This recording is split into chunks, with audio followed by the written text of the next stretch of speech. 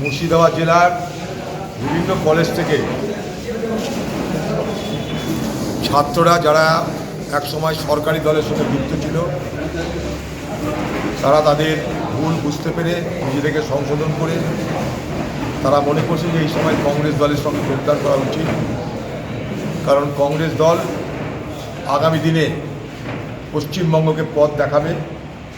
পশ্চিমবঙ্গে নতুনভাবে কংগ্রেস দলের অভ্যুত্থান শুরু হয়েছে, তাই তারা অনুপ্রাণিত হয়ে কংগ্রেস দলের ছাত্র পরিষদের যে শাখা তাদের সদস্য হয়ে যোগদান করছে।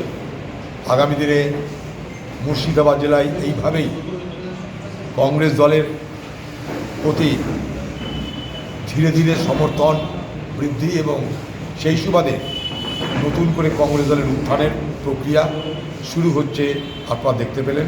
তারই একটা ছোটোখাটো ঝলক এখানে পেলেন। আগামী দিনে এরকম বহু অন্য দলের কর্মীরা আমার দলে যোগদান করবে।